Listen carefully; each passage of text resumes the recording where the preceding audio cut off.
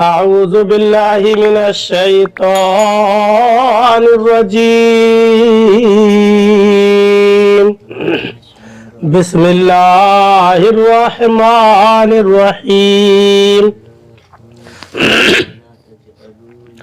قال نوح رب إنهم عصوني واتبعوا من لم يزده ماله وولده إلا خسارا ومكروا مكرا كبارا وقالوا لا تذرن آلهتكم ولا تذرن ودا ولا سواعا ولا یغوث ویعوق ونسرا۔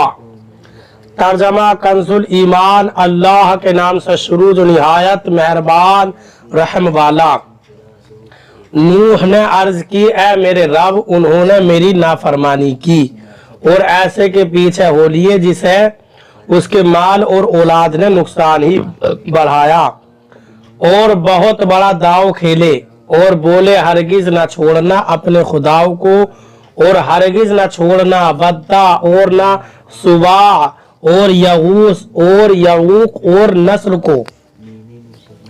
ترجمہ کنزُ العرفان، نوح نے عرض کی اے میرے رب بے شک انہوں نے میری نافرمانی کی اور ایسے کے پیچھے لگ گئے جس کے مال اور اولاد نے اس کے نقصان ہی کو بڑھایا، اور انہوں نے بہت بڑا مکر و فریب کیا، اور انہوں نے کہا تم اپنے معبودوں کو ہرگز نہ چھوڑنا اور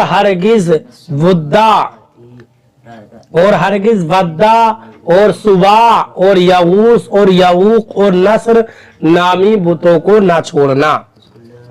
قال نوح نے عرض کی حضرت نوح علیہ السلام نے اپنی قوم کو اللہ تعالی کی طرف دعوت دی اور طرح طرح کے دلائل سے انہیں تنبیہ کی۔ اب یہاں سے ان لوگوں کی مختلف قولی اور فعلی قباحتیں بیان کی جا رہی ہیں۔ چنانچہ اس آیت اور اس کے بعد والی آیت کا خلاصہ یہ ہے کہ حضرت نوح علیہ السلام نے اللہ تعالیٰ کی بارگاہ میں عرض کی اے میرے رب عز و جل بے شک انہوں نے میری نافرمانی کی اور میں نے انہیں جو ایمان لانے اور استغفار کرنے کا حکم دیا تھا اس کو انہوں نے نہ مانا اور میری نافرمانی کرنے میں ان کے عام غریب اور چھوٹے لوگ ان سرکش رئیسوں اور مال و اولاد والوں کی پیروی کرنے لگے جن کے مال اور اولاد نے ان کے نقصان ہی کو بڑھایا، اور وہ مال کے غرور میں مست ہو کر کفر و سرکشی میں بڑھتے رہے، اور ان امیر لوگوں نے بہت بڑے مکر و فریب کیے کہ انہوں نے مجھے جھٹلایا، لوگوں کو ایمان قبول کرنے اور میری دعوت سننے سے روکا، مجھے اور میری پیروی کرنے والوں کو ایذائیں پہنچائیں۔ اس سے معلوم ہوا کہ مال اور اولاد کی کثرت کسی کے راہ راست پر ہونے کی دلیل نہیں، بلکہ اکثر اوقات مال اور اولاد کی زیادتی دینی گمراہی اور اخروی ہلاکت کا سبب بن جاتی ہے۔ اللہ تعالیٰ نے مال اور اولاد کے بارے میں ارشاد فرمایا وَاعْلَمُوا أَنَّمَا أَمْوَالُكُمْ وَأَوْلَادُكُمْ فِتْنَةٌ وَأَنَّ اللَّهَ عِندَهُ أَجْرٌ عَظِيمٌ۔ سورہ انفال آیت نمبر 28۔ ترجمہ اور جان لو کہ تمہارے مال اور تمہاری اولاد ایک امتحان ہے اور یہ کہ اللہ کے پاس بڑا ثواب ہے۔ اور کفار کے مال و اولاد کے بارے میں ارشاد فرمایا فَلَا تُعْجِبْكَ أَمْوَالُهُمْ وَلَا أَوْلَادُهُمْ إِنَّمَا يُرِيدُ اللَّهُ لِيُعَذِّبَهُمْ بِهَا فِي الْحَيَاةِ الدُّنْيَا وَتَرْحَقَ أَنفُسُهُمْ وَهُمْ كَافِرُونَ۔ سورہ توبہ آیت نمبر 55۔ ترجمہ تو تمہیں ان کے مال اور ان کی اولاد تعجب میں نہ ڈالیں، اللہ یہی چاہتا ہے کہ ان چیزوں کے ذریعے دنیا کی زندگی میں ان سے راحت و آرام دور کر دے اور کفر کی حالت میں ان کی روح نکلے۔ اور مال اور اولاد کے حوالے سے مسلمانوں کو حکم ارشاد فرمایا या अय्युहल्लज़ीना आमनू ला तुल्हिकुम अमवालुकुम वला औलादुकुम अन ज़िक्रिल्लाह व मन यफ़अल ज़ालिका फ़उलाइका हुमुल खासिरून। सूरह मुनाफिकून आयत नंबर 9। तर्जमा, ए ईमान वालो, तुम्हारे माल और तुम्हारी औलाद तुम्हें अल्लाह के जिक्र से गाफिल ना कर दे, और जो ऐसा करेगा तो वही लोग नुकसान उठाने वाले हैं।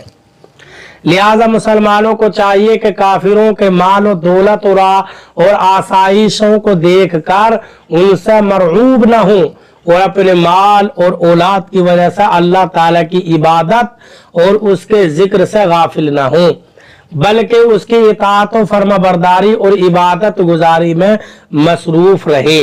वकालू, और उन्होंने कहा, यानी और मालदार काफिरों ने अपनी आवाम से कहा कि हजरत नूह अलैहिस्सलातु वस्सलाम की वजह से अपने माबूदों की इबादत हरगिज तर्क न करना, और हरगिज वद्दा, सुवा, यगूस, यऊक और नस्र को न छोड़ना।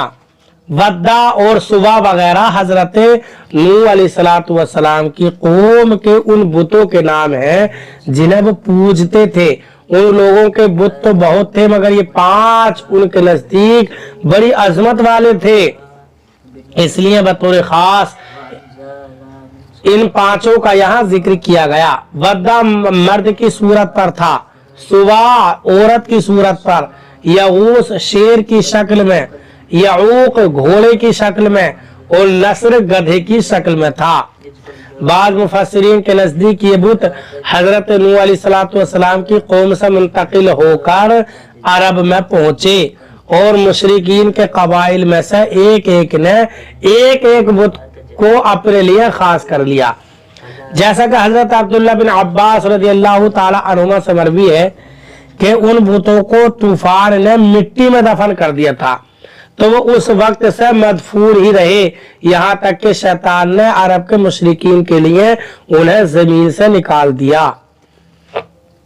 और सही बुखारी में है कि हजरत अब्दुल्ला बिन अब्बास रज़ियल्लाहु ताला अन्हुमा फरमाते हैं कि जो बुत हजरत नूह अलैहिस्सलातु वस्सलाम की कौम में पूजे जाते थे, वही बाद में अहले अरब ने अपने माबूद बना लिए।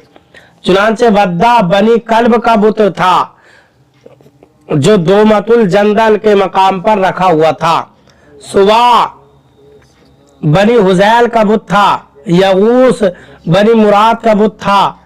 फिर बनी उतैफ का, जो सबा के पास जोफ में था। यऊक हमदान का बुत था, और नस्र जुलकला की आल हिमयर का बुत था। ये यानी वद्दा और सुवा वगैरह हजरत नूह अलैहिस्सलातु वस्सलाम की कौम के नेक आदमियों के नाम हैं।